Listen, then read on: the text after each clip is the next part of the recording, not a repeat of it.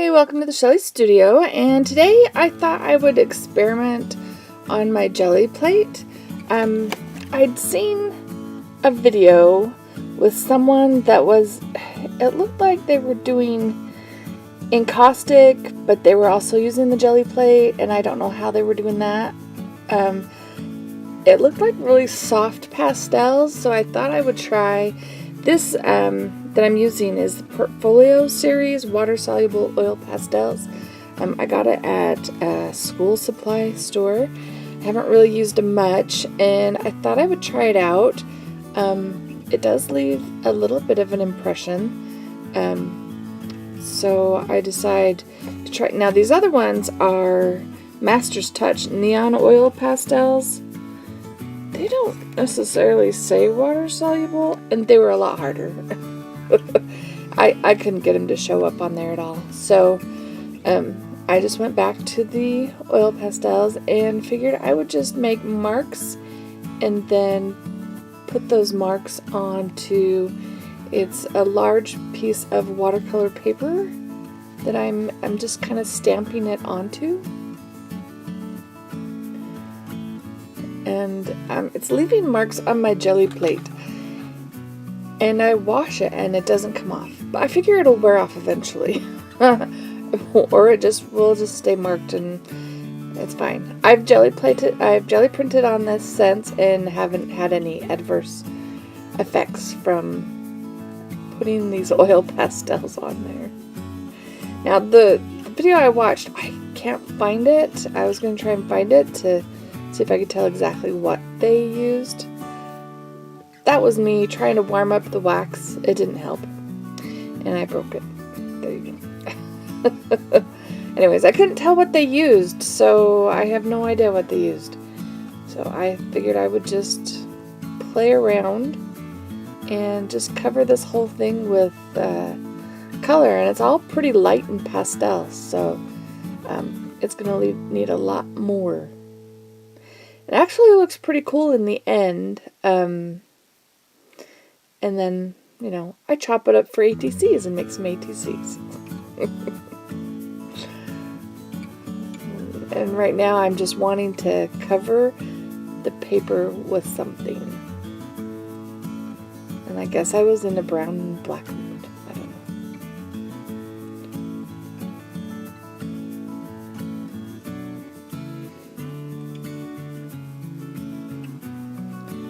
know. I'm actually pushing kind of hard. I was a little worried.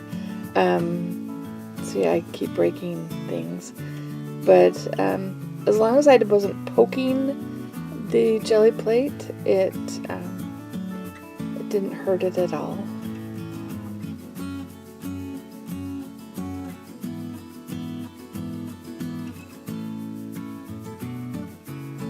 It looks pretty clean right there. There's a point where it doesn't look clean.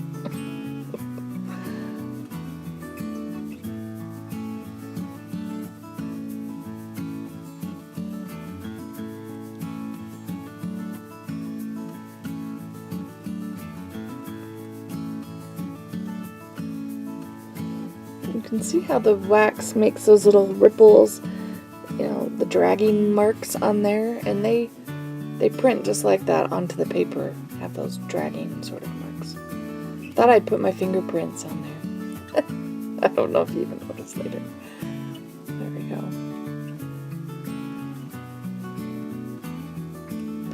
So now I thought I would try something a little different.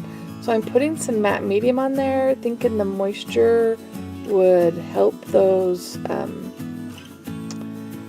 right? You can't really see anything. These ones you can see more. And I'm wiping them off. When I take them away, I'm wiping off the matte medium. I don't want to leave that on the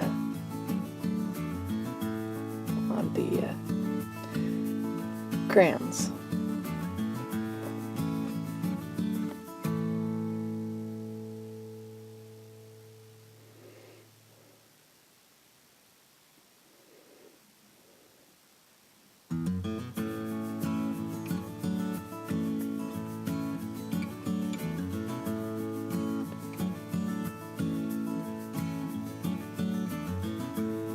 Now I decide I need to run some matte medium over the surface just to try and seal it down since they were water soluble.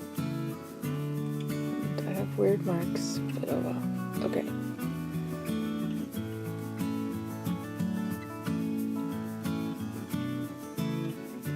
So now I decided I would take out these others.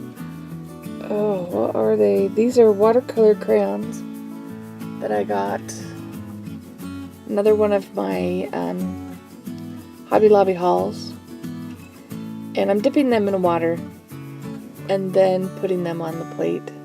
And that seems to work pretty well. Kind of leaves a smushy watercolory mark though.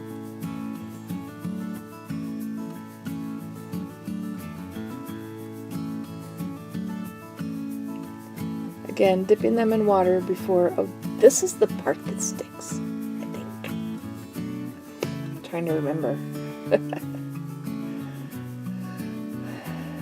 See, it just makes splodges.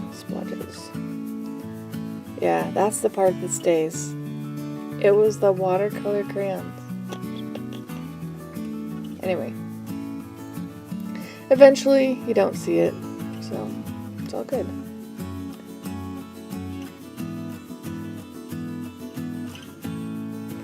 I don't really like the paper I've created, so, you know, that's why I'm going on with some white paint. And right here, I'm hoping it's going to take those stripes out of my thing, but it doesn't. I don't know if it's still on there, but yeah, it doesn't come off, at least noticeably.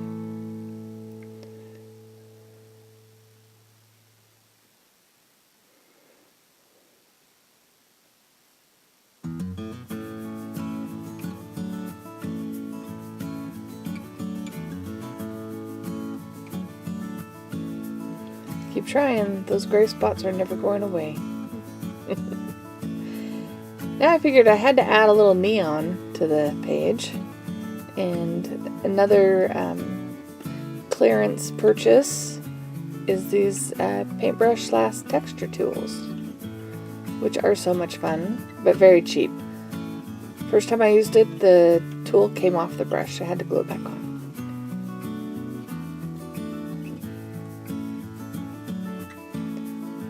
And here's a little neon yellow.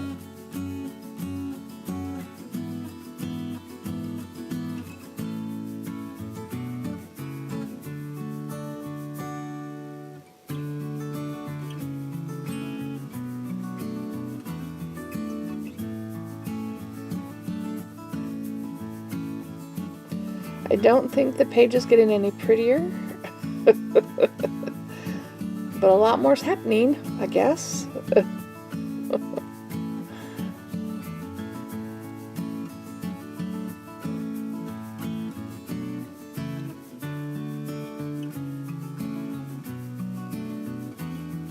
We'll just plop that on there and see what we end up with.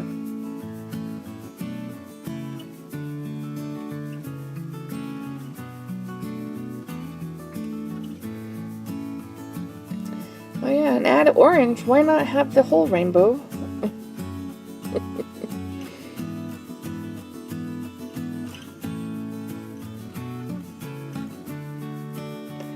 That's just a roll.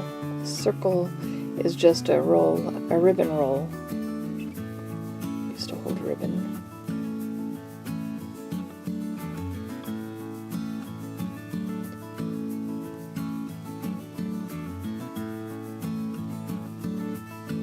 Going for stamping. This is my homemade stamp. I have a video on how I created those, and it's just fun foam from the kids section on cardboard. I would use something besides cardboard, something a little thicker. In fact, I want to re-glue those onto something else, make them a little easier to work with.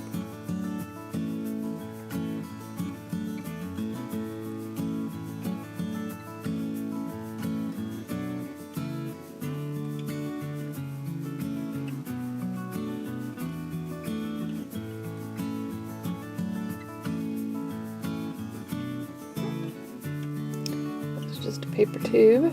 We're stamping.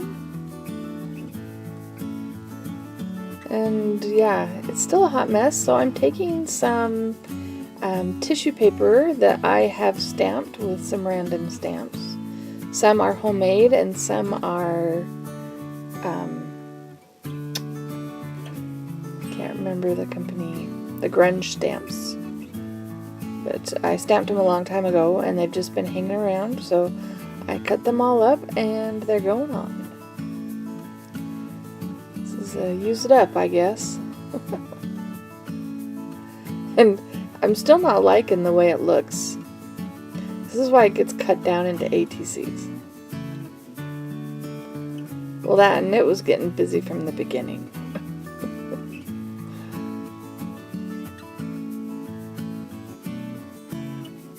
I have a couple of butterfly stamps.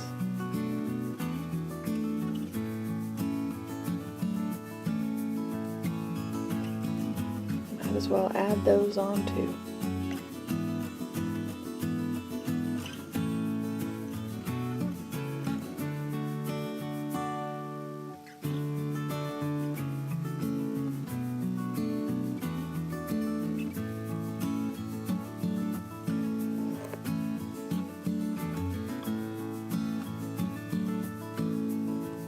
Alright, so I keep going. I was like, I think I'm about done with gluing that stuff on. Alright. We want to fill up the white space, I guess. Or use up my tissue paper. Totally could have been the reason.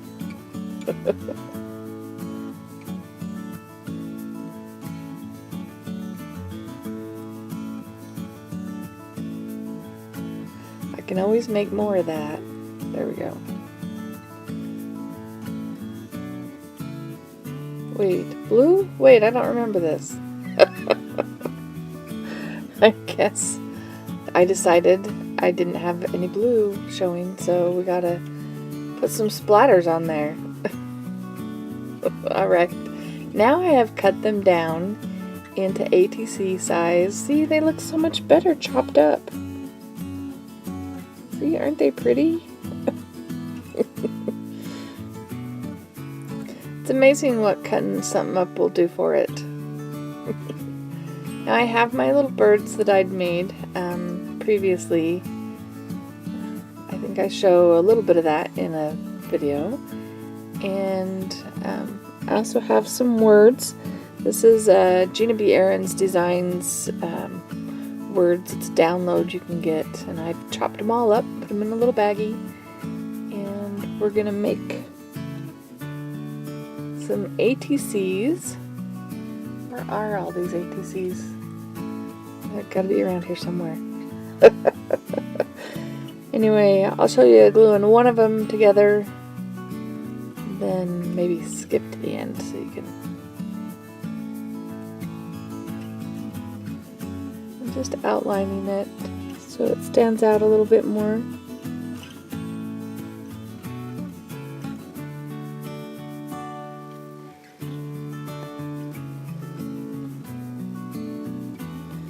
So I decided to go around each of them with ink. Sorry, I'm a little off screen. There we go. And then I'll make the others off camera and then show you what we've got.